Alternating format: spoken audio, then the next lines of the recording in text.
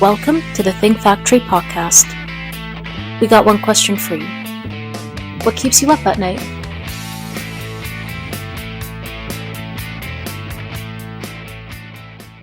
Hi, welcome to the Women's Roundtable edition of the Think Factory podcast, where we learn how women leaders and executives think big and grow their businesses. I'm your host today, Veronica Brackett-Blackman, and I'm the Chief of Staff and Head of Operations at OGC Solutions. And I'm so excited to be sitting here virtually today with Jennifer Willey, the founder and CEO of Wet Cement. Now, Jennifer, with her team, they lead through a combination of coaching, training, and consulting and help businesses and individuals kind of achieve personal and career transformations, helping them to reach their potential. Jennifer is also the general session speaker at the upcoming New Jersey Conference for Women in Princeton, New Jersey on October 27th.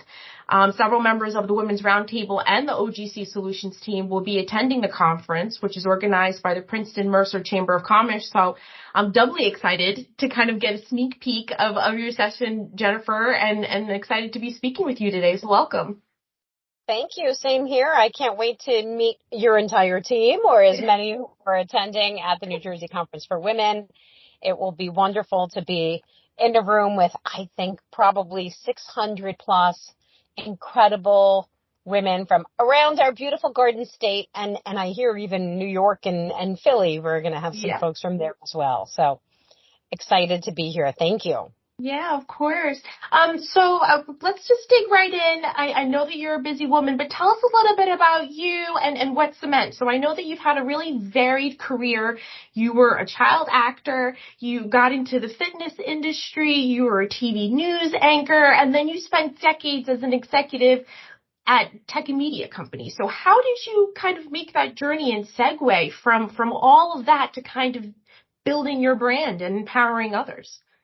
Sure. Well, along that journey, which clearly there were a lot of twists and turns along the way, one constant for me was always around helping to empower other women. And before I knew the term employee resource group, I was always committed to creating women's leadership programs or serving on boards to help create programming that would help connect women and help us to achieve our potential.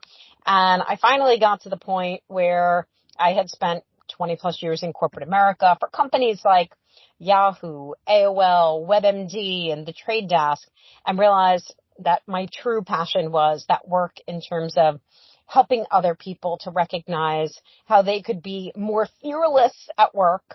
And I always like to, we always talk about the fearless fundamentals of confidence, communication, connection, control, and culture. And so I did it. I took this very big, scary leap and left the corporate world to start Wet Cement. And at the time, it's funny because people would say things like, oh, well, must be nice to have a sugar daddy that you could just leave a nice job to go do that. And I'm like, my husband is a stay-at-home dad. And we made that choice when my youngest was 2, and he had been a stay-at-home dad for a decade. So I had no safety net or anything like that. I did have a safety net in the fact that I did have, and I still do have, a spouse who was supportive and said, go for it.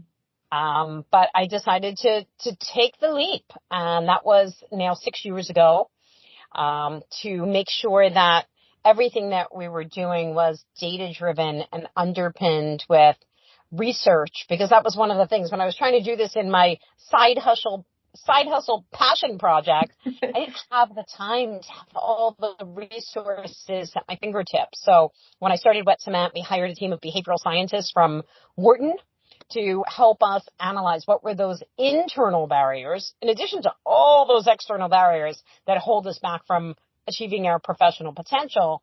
And then we analyzed that through the gender lens as well. And that, along with a whole landmark analysis of peer-reviewed academic literature and for-profit research, really underpins all of the work that we do. Yeah, I love that. And one of the things that's so exciting about the work that you and the team at Wet Cement are doing is that, to your point, it is very scientifically driven. It's not just how are we feeling today. It's not just very, nebulous about, work-life balance. What does that mean? I think you guys really are able to provide your clients in these big corporations, everything from startups to these Fortune 500 companies and individuals, the tools that they can actually use and bring with them day to day to make real change in their life and in their corporate environments. Well, thank you. And that's a big part of why I started the business was I would go to a number of different, let's call it like women's empowerment types of events. And in so many cases, it was the same format that was used, which I'd have a number of different amazing women who would be on a panel and talking about their journeys. And I'd walk away feeling inspired and enamored with these women. But then I would walk out and think, well, what does that mean for me? And what am I supposed to do now to become one of those women?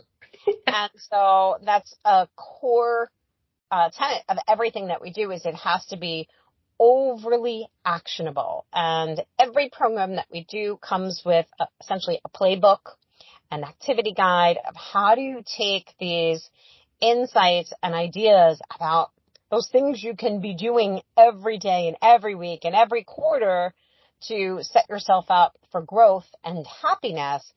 And then how do you make that really easy to achieve so that you're not just saying, oh, that was nice and I wish I could be like her, but you have that playbook to make it happen.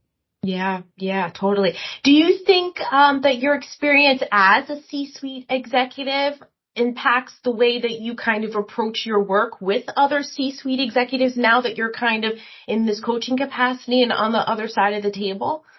Oh, absolutely. It was a big part of the reason why I did this because I could see, sadly, time and time again, how many times I was left out of the entertaining or the social connections where the CEO and the COO and would take out these younger men on the team after a big event, and women were just completely omitted. And so recognizing that we needed to know how to navigate those situations. I'd been interrupted multiple times, teaching people how to have the narrative and the script to know what are all the different options of what you can do when that happens. And then certainly being able to connect the why this is so important from a business perspective. I think that's one of the big challenges is so many people talk about this is the right thing to do or it's good for humanity. This is fair. This is equitable. And in today's world where everyone is fighting to stay alive and to thrive, it's really critical to talk about that combination of what I like to say, like you can be selfless and selfish at the same time and helping them understand all of the business costs that go along with a number of the different topics we cover, things like imposter syndrome, where there's real business costs that go along with that. And by helping their team be able to develop the skills and the strategies to overcome a lot of these obstacles that get in their way, that it will, in fact, accelerate their business growth beyond just being the right thing to do. Yeah. And I think that helps get buy-in from other stakeholders, right? Because it's not, as you said, the right thing, but being able to point to measurable returns on this investment to theoretically half of your workforce really can, get people involved and invested in the women. I know there's so many studies that show that companies that have greater gender diversity on their boards tend to perform better for their shareholders. I mean, there's study after study. Do you think that maybe in different business sectors that they have the same general problems across the board, or do you see in your work that different business sectors and industries tend to have spikes in some scenarios and not others? There's definitely differences across industries. But then even within those industries, there's differences across levels. So I'll give an example. I've worked in tech and media for 20 plus years. And that's an industry where there's a lot of challenges in terms of gender equity and lots of predominantly male teams where women can quite often feel like they're just left out and they're the odd woman out of the conversation, even when they are included. That was my experience when I switched from working in TV news to working for PricewaterhouseCoopers in IT management consulting. Even when I was included in the team dinners, I was the only woman on the team. The dinners the conversation was exclusively about sports and cars, two things that I'm just not into. And so I just sit there and smile and I wasn't building the kinds of relationships. I wasn't building my own brand. I wasn't building my credibility, and I wasn't enjoying it. I wasn't happy at the same time. And so it is so critical to start to shape and change the environment, because not only is it about, I always like to say it's not just about women needing to change their behavior, but it is about leadership, and it's about frontline managers, and it's about allyship, and it's about policy, and it's about the overall culture. There's all of these different variables that need to be solved for in order to solve this gender equity equation. Yeah. And that was one of the things that I wanted to ask you. So at the New Jersey Conference for Women at the end of the month, I think we're 14 days out, you're the general speaker, and in your session, you're going to be discussing how we can evict the imposter. And so without sharing, too many spoilers for our listeners who will hopefully join us in attending, would you say that imposter syndrome, or when you're speaking about not just changing women's behavior, but kind of the attitudes of the broader ecosystem, do you think that that's inherent to individuals, or do you think that just kind of compounds because of the environments or the corporate environments that people are in? Such a great question. There are so many different drivers of imposter syndrome. So I'll give you a few. We'll give a little sneak peek, but it could be everything from, certainly if you are a part of any marginalized community. So if you're a woman on a predominantly male team, if you are an expat, if you are a racial or ethnic minority, if you are a member of the LGBTQ community, or even somebody who's living with a disability, whether it's visible or invisible, those are the kinds of things that can drive it regardless of any culture that is in your company. There's other things, your family of origin, how were you raised? Was an A+ always expected? And if you didn't get that, were you a failure? Or on the flip side of that, if you were an A+ student and nobody ever cared and you never got any validation, that may impact it as well. And then there are these other drivers, even aside from a company, but drivers of when you're experiencing a lot of change.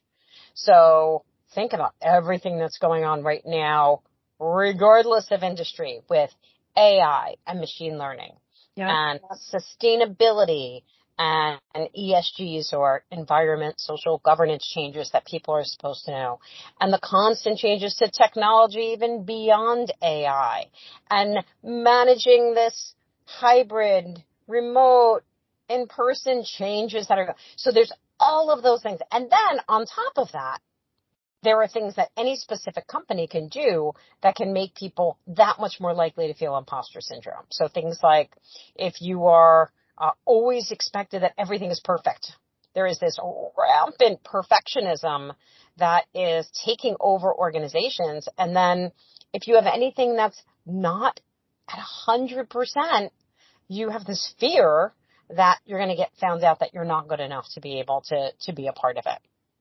Certainly, again, in a corporate culture, if you're left out for any reason and you don't have that sense of belonging, again, it's something that can really force this. So there are so many different factors at play. And I see it with some organizations I work with. The environment causes different types of imposter syndrome to come out in others based on the culture and expectations across the board.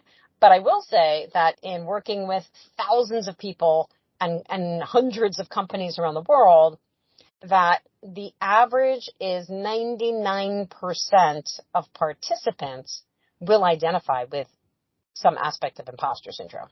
Wow. 99% plus. It's so rare that we even have one person that because we have everybody self-identify anonymously, that even one person will say, no, that's not me. I don't get it. Wow. Wow. So it sounds like this really is one of the most prevalent behaviors or traits that can derail a person's career. And I know that, a lot of times these types of conversations are targeted at women, but it sounds like it kind of impacts everyone across the board, regardless of gender identity and seniority level. That is exactly right. So we see the gender dynamics at play is that everybody's suffering from it. The biggest difference I see is that the women will allow it to hold them back more than the men. Wow. So the men may have these feelings, but go forward anyway. And the women may have these feelings and they'll let it stop them. And or they'll talk to somebody else about it, generally another woman, and she will validate that these are real feelings and that's why, she's not ready to throw her hat in the ring for the promotion. Or she's not ready because she's projecting the same feeling she has on her confidant at the same time. So that's why I'm so passionate about this, that I want to help people recognize that, first of all, you're never going to get rid of imposter syndrome. There may be times where it's more poignant for you and much more intense, and sometimes it may go down, and then you may think like, oh, I beat this. I overcame it. But then all of a sudden you get a promotion, and now you're the boss of all these people, and they're looking to you, and you're supposed to be the expert, and you're like, oh, I don't deserve this position, and then the imposter syndrome rears its ugly head again. Yeah. Wow. Wow. Well, I can definitely relate to some of that. In thinking along that vein then, and a lot of women lean on other women in the workforce. And I know that we often hear about the importance of having sponsors in the workplace and not just mentors, right? Like someone who can help guide and instruct, but also advocate and provide access to some of these spaces and conversations that may not, initially be open to women in particular. Are there any experiences that you've had along your career where you've kind of experienced that on either side, either being the mentee or having, or being a sponsor for other women? And is that a way to really kind of change some of these kind of negative dynamics? Absolutely. Actually, one of the popular workshops that we do is around building your personal board of directors. And lay out the framework of sponsors, mentors, peer mentors, mentees or proteges, and allies, and the very important role that all of those different people can and should play in your professional development and growth. And it's because I've seen time and time again, and there's a wealth of research, and we have so much data on it ourselves just from all the programs that we've done, that men, they have more mentors. They mentor others much more.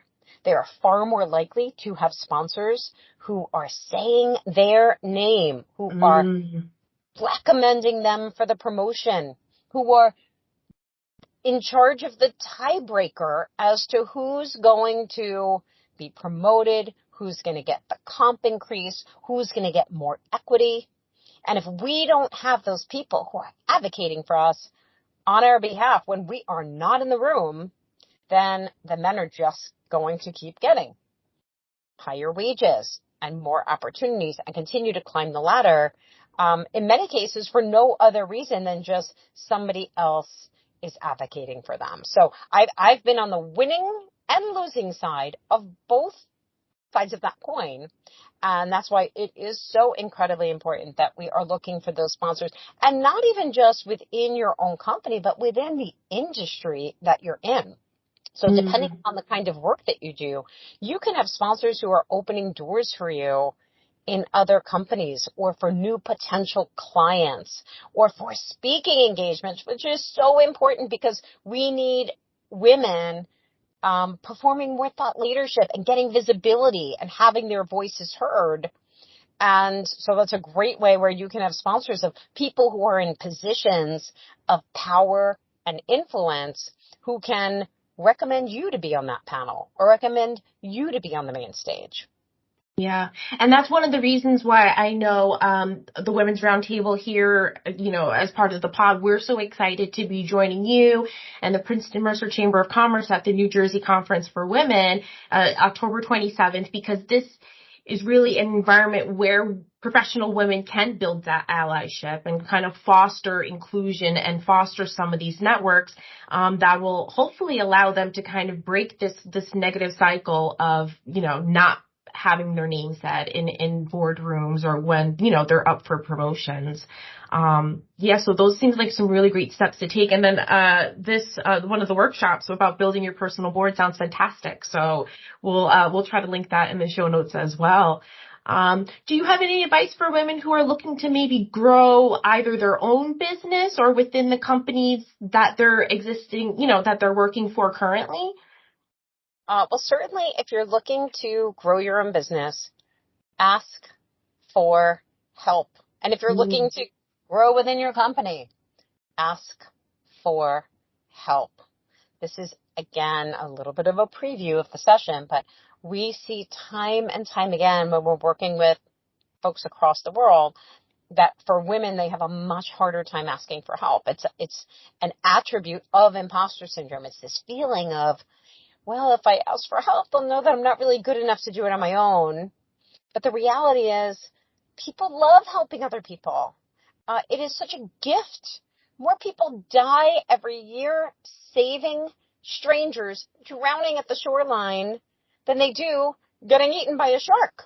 And so people give up their own life for a stranger, yet we are so worried about asking someone to take a 15-minute phone call or to look at our PowerPoint presentation for 5 minutes to help us make it better. So ask for help. And certainly if you're a woman who's looking to start or grow your own business and you're not yet certified, I'd strongly recommend to do that.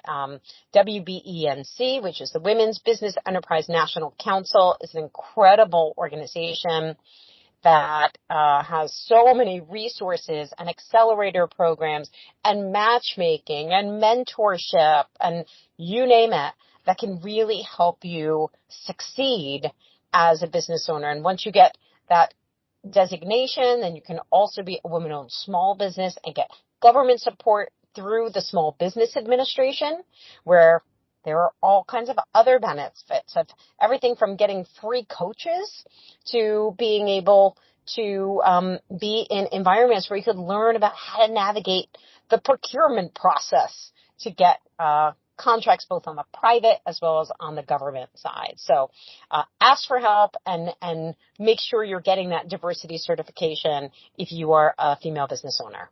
Yeah, it's so important. And also leveraging resources like you had mentioned. There's grants and there's so much information out there, but like the Princeton Mercer Chamber of Commerce can be a resource. I know that OGC Solutions, we work a lot with the New Jersey Hispanic Chamber of Commerce, and they do some of the things that you mentioned about helping, business owners to get their business off the ground, making sure that you are, incorporating or taking the steps to protect your trademark and your intellectual property. And, even within our firm, we've helped so many do that. So I think that's fantastic. Building a personal board of directors and making sure you have people on your side that can help point you in the right direction. I think that's really great. Absolutely. And I'm glad you mentioned the Princeton Mercer Chamber because I am a member and that is a great way to go. And whether you live in that area or you're looking to do business with that Chamber of Commerce and in that general vicinity or wherever you are in the Garden State or around the world, if you're listening to this, find those places locally where you can create those real, genuine, authentic relationships that are with people who also don't look like you. So I really encourage people if you're listening to this, you may not know that I am a Caucasian woman with brown hair and I'm short and I'm 27 years old. No, I'm not. I'm approaching 50 and I'm a mom of 2 boys and all of those things would make me based on bias, an implicit bias, those would all make me generally look for women who are like me to be in my personal board and to help me on my journey. But I don't need more people who look and think and have had the same experience as me. I need people of different ages and genders and races and sexual preferences and in different places that will help me think differently and who have not walked exactly in my shoes. So I encourage all of you, if you're listening to this, look at who are you surrounding yourself with and make sure everybody doesn't look like you. Yeah, yeah. And I like the point that you made. Well, myself as a woman of color, I know that when we talk about diversity, it very often skews toward ethnic or gender diversity. But you made an excellent point about diversity of thought, which can be so valuable if you are, thinking one way and on, one track, just having someone to be able to say, hey, have you considered, X, Y, and Z, or thinking about it in a different way could really, just expand, your intentions. Absolutely. And when I say diversity, I do want to underscore that gender diversity for women in terms of who you're surrounding yourself with, who can challenge you, is critical. Because I see it time and time again. I have a lot of incredible men in my life who have helped me along my path, and many, many wonderful women. But the women are generally much more likely to lift me up and make me feel great when times are difficult. The men are far more likely to challenge me and ask me tough questions that will make me look through a different lens at problems and solutions. Yeah. And so we need to make sure that we are accepting the gift of all the incredible, wonderful men out there who will share their brilliance with us as well. Yeah, yeah. Yeah, I so agree. And looking toward the future, I know earlier you had mentioned about AI and ESG now coming to the forefront of, people's minds, the rise of hybrid and flexible work. Some studies have found that something like flexible or hybrid work can be both a benefit and a hindrance to women in the workforce, giving them more flexibility at home and able to manage, caretaking responsibilities, but also may prevent them from raising in ranks because they're not seen and they're less visible than they would be even ordinarily, which as we discussed is already, part of a problem. So as you're working with your clients, are you seeing any other emerging trends in industries that are kind of surprising to you, or anything on the horizon that you're seeing starting to shift? I am seeing that a lot of organizations are really trying to figure out the right way to manage this hybrid in-person type of work, because again, just having people come into the office to sit on Zoom or Teams calls 24/7 is a really bad use of time. I'm seeing a lot of organizations invest more in terms of their culture and creating a sense of belonging, because it's really hard to feel like you're a part of something when you're just looking at, a bunch of squares on the screen most of the time. And to your point, it is so much more difficult for women who, the research shows that we still take on a much larger share of the caregiving, both for children and for parents. And so I think that's an area of investing in belonging, and it doesn't have to be a lot of money. It could just be time and resources. I'm also seeing a lot of organizations who are investing a lot more in terms of thinking about how are they creating or leveraging the business resource groups and employee resource groups and diversity that they already have in their organization in new ways through things like advisory councils, where they'll have them weigh in on everything from new HR and benefit policies that are coming out to marketing and advertising and company communication. So it's going beyond this, hey, let's get together and have a wine and dine, or, wine and cheese, or let's do a cause event together, or a philanthropic event.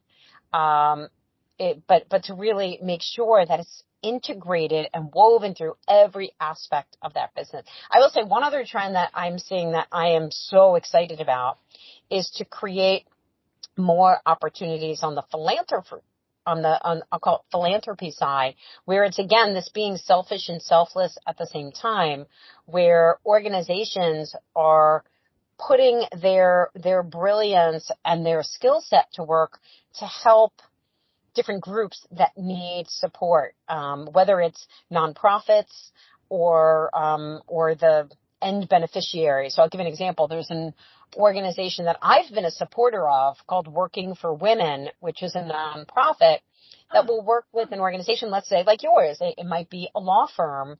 So instead of your team saying, oh, we're going to do our annual charity event and we're going to do a 5K for the American Red Cross, or we're going to go pick up trash in the park, to actually saying, no, let's use your superpowers, which is the intelligence that you have and your ability to read agreements and negotiate and all of those things. And so then they would have your team work with organizations like Dress for Success to help build capability and skills with the Dress for Success team so that they can be more effective in helping women who are on the losing end based on the reality that they've been in, whether it's coming out of homelessness or abusive relationships or things like that. And so I love this type of new way of thinking about how can we leverage the talent that we have within our organization for good.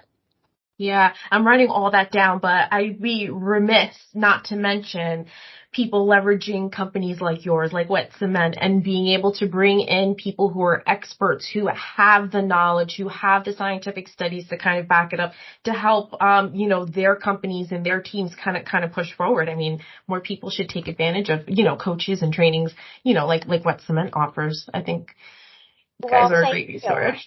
I certainly agree. And I see how important it is, because this is another driver for me of why I started the business. Was when I was running sales for WebMD, that was a pretty big job as my day job, but I also built the Women's Leadership Network. And I would do that every night once I put my kids down to sleep. So it was like 10 p.m. to 1 a.m.